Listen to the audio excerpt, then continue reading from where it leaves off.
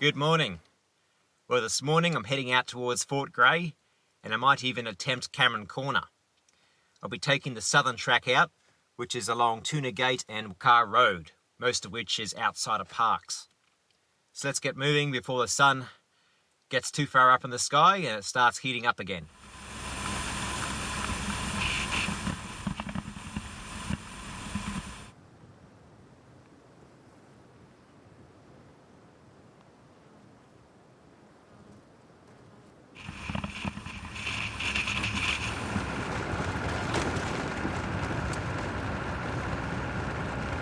These are some of the giver plains that exist out here. Large expanses of pretty much nothing. Very flat country.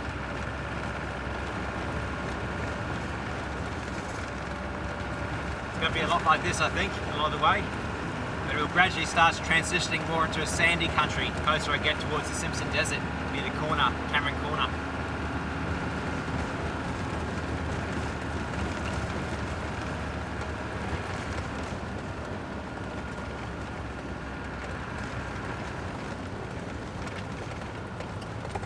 I think I see a couple of kangaroos out there. I might just stop and take a look.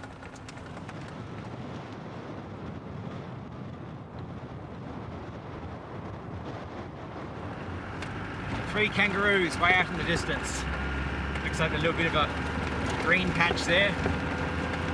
Bit of a harsh place to choose to live. I guess they're just picking off the remnants or whatever grass is left over from the rains I had a few months back.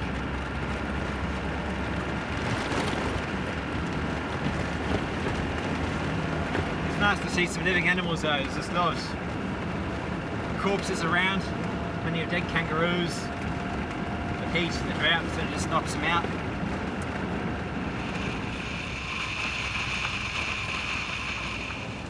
Just taking the turn off now to Cameron Corner, another 96 kilometres to go.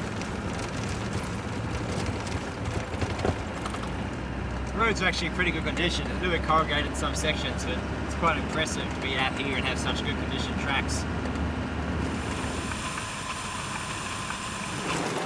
The further west I'm getting, the more forested the land is starting to become. The sands are starting to turn more reddish. You know, I'm starting to get really quite close to the border. We're still outside the park, but it's not much longer. Now we're back inside the park boundary. I have seen a few cattle around, but not very many. So I'd say it's very limited stocking capacity at the moment.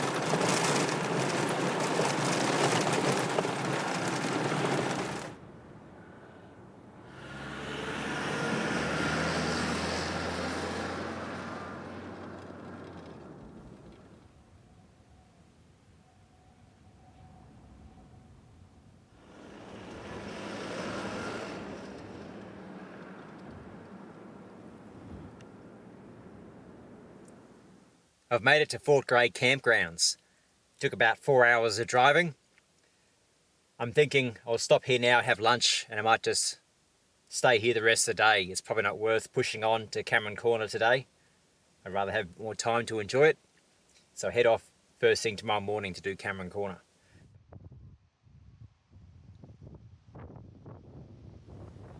Well, it doesn't look like this wind is giving up anytime soon. It seems to be getting worse.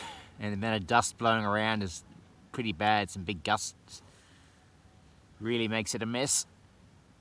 I think I can start to feel the back of my throat starting to sting a bit. I think the dust and the dryness of the air is taking its toll. So I wouldn't want to get stuck out there in it for a few hours. Wouldn't be good.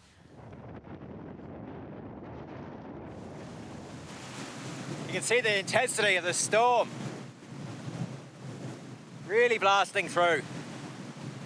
Just imagine being Sturt out here over 150 years ago with like 40 sheep and camels and horses and men to take care of, and having something like this blow through. That'd be harsh. The sky's almost hazing out up there.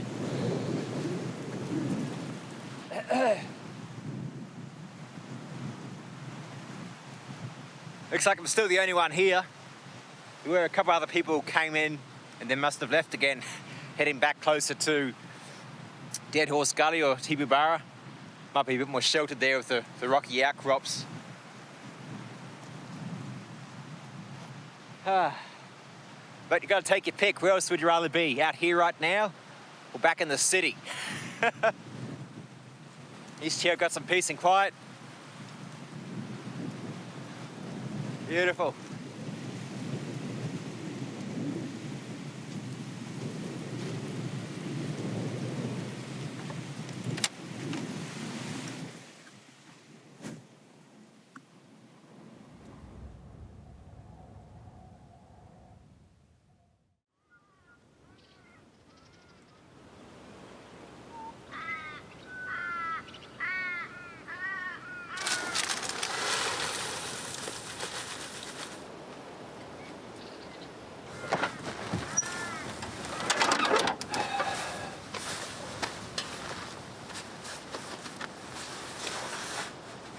Good morning. It's a lot colder this morning. I'm really feeling the chill coming on. The winds have just started to kick up a bit. Now the sun's come up. So I've decided I'll head to Cameron Corner first and get that complete. Then maybe later in the day I'll return here and attempt the walk. Let's get moving.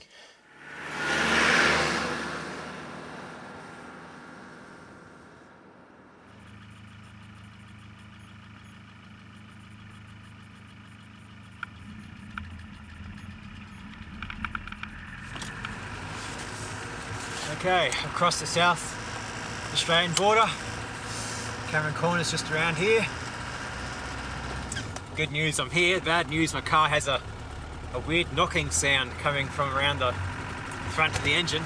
I'm hoping it's just the water pump, but it changes the more I accelerate. The corrugations are pretty bad in some sections there, so I've really got a good shakedown. Made it here, so I can pull up and have a check underneath and maybe take the fan belt off and see if it is a water pump or not.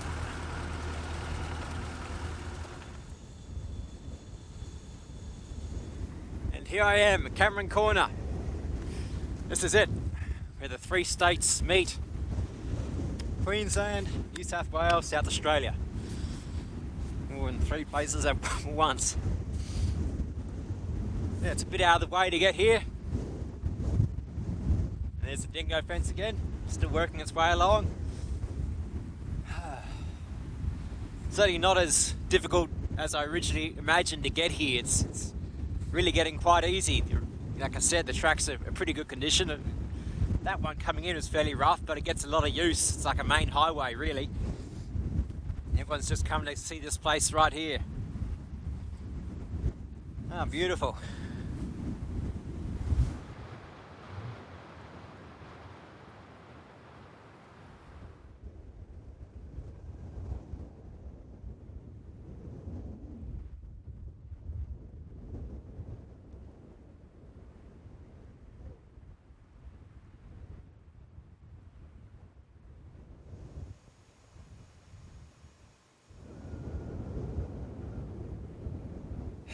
Well, that was quite nice, showing about the breeze. At least now that's one extra part ticked off the list. So now it's to think about my car. I might just head back across into New South Wales there and see if I can find a little sheltered spot, pull up and just take another look. But I'll just head more into the sand. If it keeps getting worse, then might just abandon the rest of this trip and head straight back to Tibooburra and see a mechanic or something, but I think it's probably the water pump. That's what I'm thinking. So we'll see how I go. So I've pulled up just to see if I can diagnose what the issue is. I've taken my fan belt off. I'm going to start the engine and listen to see if the noise is there. If it's not, then I know it's probably the water pump or maybe the alternator. So let's get it started and see what I can hear.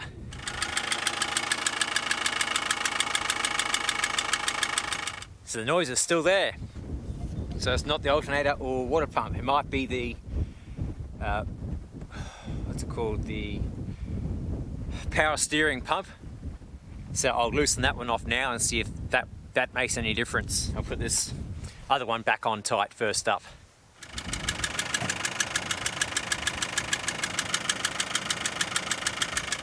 So it's not any of those ancillaries. Has to be something probably to do with the engine, but I'm not sure what. I've never heard this sound before. This is something to do with the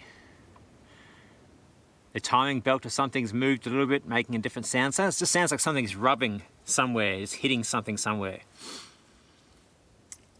I'm not sure what else it could be. I'll have a bit of a think. Otherwise, I might just head back to Tibuburra and get it checked out and just abandon the rest of the trip. I don't want to head back in through a rough track and get stuck out somewhere isolated. I'll stick to the main road back. Just give me a bit longer and I'll take a look and see what I can figure out. The last thing I can think of is perhaps one of the tappet caps is knocked off and the rockers are hitting really hard. So I've loosened off the bolts and just got to pull the rocker cover off and have a really quick peek. It's a bit of dust around, so I don't want to leave it open too long. But I'll see if all the tappet caps are in place and if there's nothing that looks odd inside. Maybe something's cracked or broken, I don't know. I didn't see anything broken or missing. Everything appears to be intact, so it's still a mystery. I had another look under my car, a bit closer. I think I found the culprit. See this plate here? It's knocked out. I got some screws sitting in there. I don't know what they are. Some kind of bolt.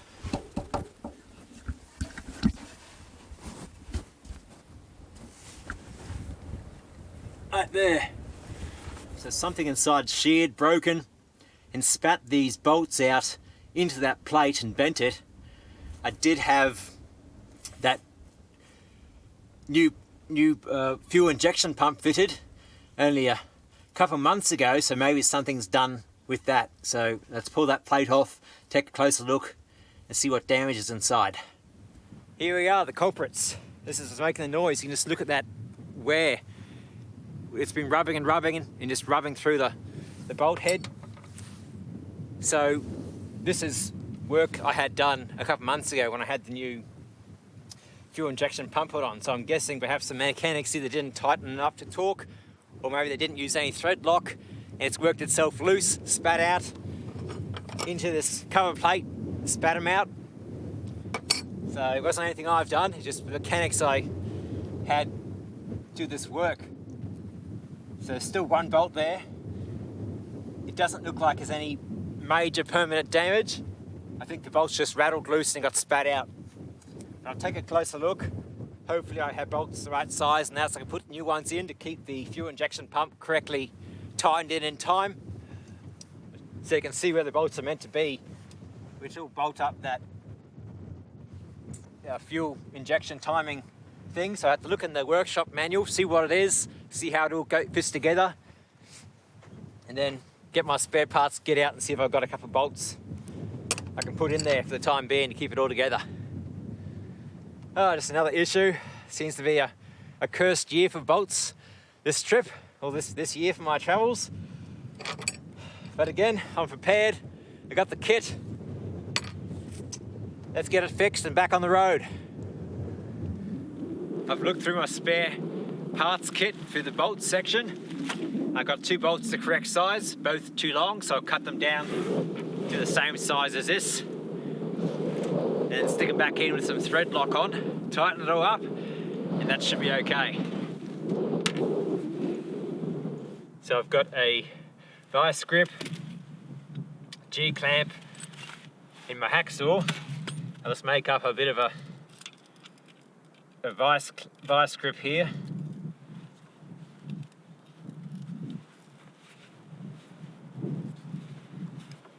Get the right size. And I use the G-clamp to help try and give me a bit more stability. So I've got the vice grip, G-clamp and the bolt in place. A bit of a jerry-rigged vice. Try and get myself here nice and steady. The original bolt, measure out the size.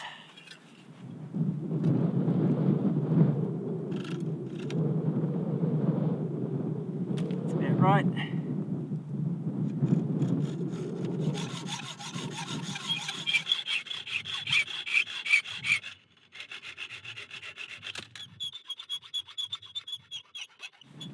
That's one bolt complete.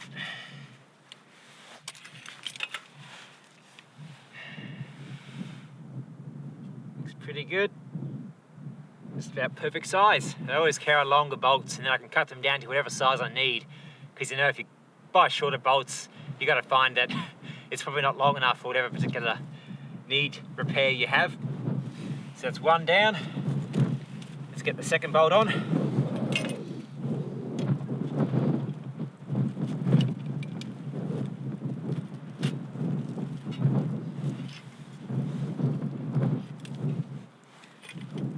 I carry this setup just because it's a lot lighter than carrying an actual vise. A vise would be great, but it just means another piece of kit. When something like this can do the job good enough, I'm not in any rush to be anywhere. When the job's finished, then I can keep on traveling.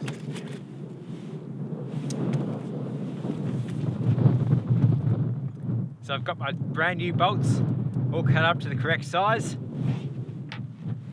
Got some thread locker just to make extra sure, so put some of this on. Hold them in tight.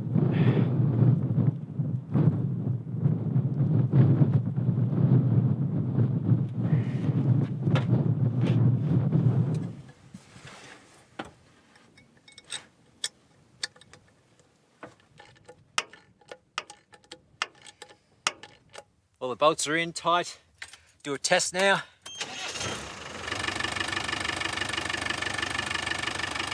The magical sound has been solved.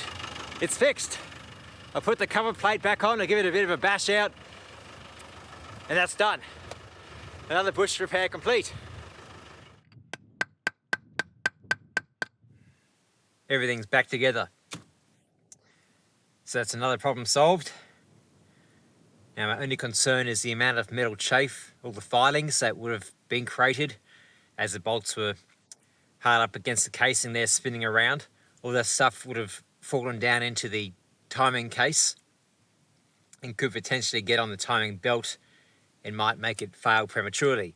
I don't think that's going to happen anytime soon. I'm sure most will probably fall down on the bottom. There might be a bit of oil in there it might stick to. So that's my only concern, but I think the rest of this strip will be fine. I can always have a mechanic check it at a later date.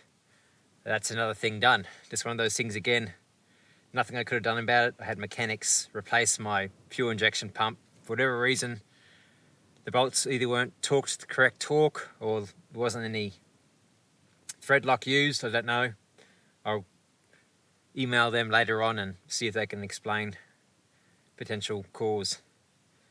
But again, I'm prepared. I got the gear, got the kit. I'm running out of spare bolts on this trip. Thankfully, I've had all the correct sizes. That was something I checked for this year's trip to make sure I had enough of the right sizes and thread types. So I'll stock up when I hit the big city again on new bolts. That was only another couple, 2 or 3 hours to repair that. 12 o'clock now, I'll stop and have some lunch and then back into Sturt and keep on exploring.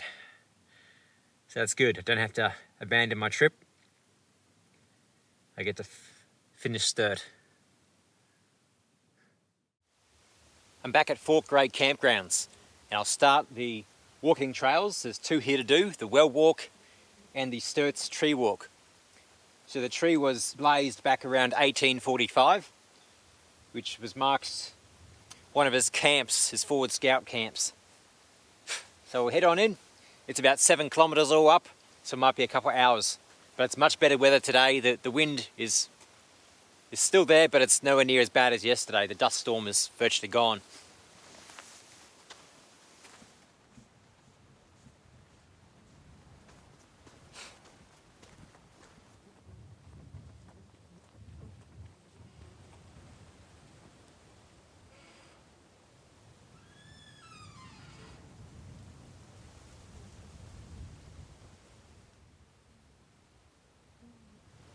These are the remains of the old Fort Grey homestead.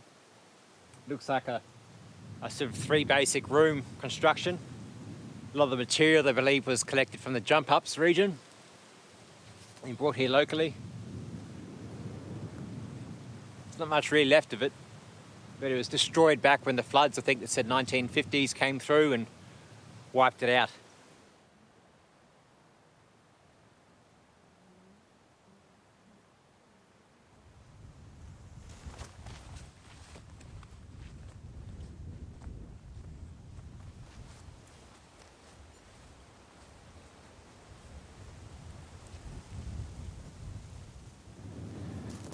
All this area you see around you right now is Lake Pinaroo. It's just that it's dry most of its life. It only fills when sufficient rainfall falls throughout Sturt, and then the floodwaters come into here. And all these dead trees, well, they used to be alive, but the last flood, when it last filled up, covered them up and killed them off. So given enough time, new trees will begin to plant and spread across the landscape again until the next floodwaters come in and fill Lake Pinaroo up again, and then they'll die off. This is the remains of an old well and a walking beam, which was used to pump the water out of the well in order to feed stock in the area. So there's not much left but a boiler. They use that to power the beam. And then the old posts in the middle, you can sort of see the depression or where the well used to be, but over the decades it's silted up and is no longer of any use. And a few other bits and pieces of relics around. Posts. So this is the original site of the well, and then they relocated it up to that windmill I showed you earlier. That's the second bore they sunk, just so it got it out of the lake bed.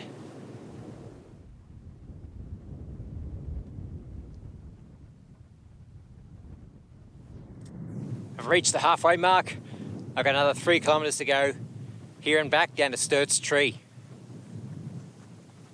It's a beautiful walk. It might look like nothing to see, but this is just its own beauty, its own expansiveness. Just to be out in this kind of desert country. Other than wind, it's very silent. There's just a couple of crickets off in the distance. And that's all I can hear, just wind and crickets.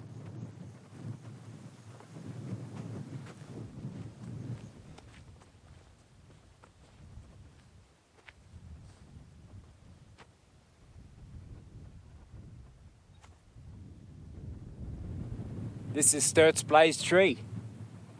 It's virtually impossible to see anything on there now. It's all worn away. Maybe a slight little divot where maybe a letter was.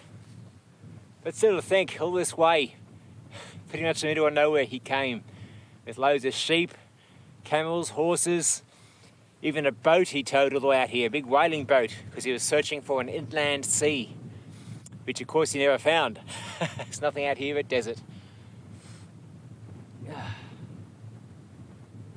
Still beautiful all this way.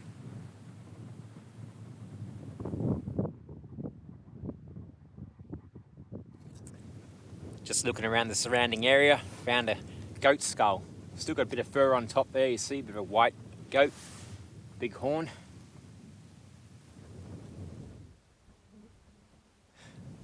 It really is incredible to think all those early explorers heading out into this vast unknown country and just having to map it and head off into the unknown. That was true adventure, and everything I have here is just so easy. Cars, plenty of really great condition roads, GPS. They navigated by the stars and compass. I'm really otherwise in the middle of nowhere. If you look on the map where Cameron Corner is, if it wasn't for roads and another infrastructure that we've created, there'd be nothing here.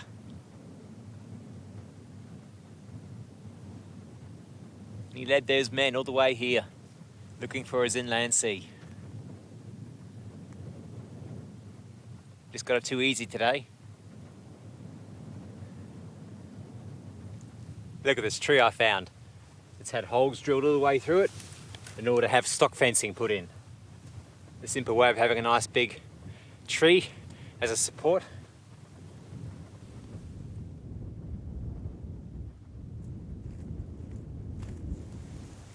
You can see all this white sand here, which is pretty much over all the Lake Pinaroo. All this sand has been leached of its iron content. It used to be red like all the surrounding desert, but the iron is leached out whenever it's been underwater for a long period of time. So this now is white sand. But if we just walk up 20 meters here along the bank, up to where the shoreline would have been, you see all the sand beginning to turn red again. We're back into red desert sand. So given enough time, the iron will leach out and turn white.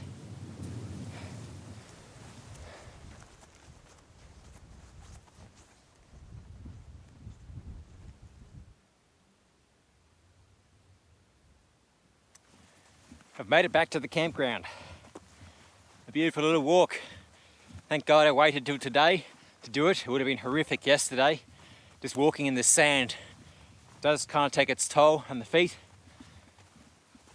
But now I could rest for the rest of the day, knowing I've completed it.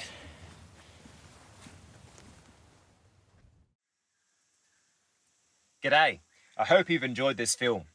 If you'd like to assist in the creation of more videos without being committed to a monthly Patreon subscription or spending any additional money, click on this link, How You Can Help, for several ways you can contribute to my productions.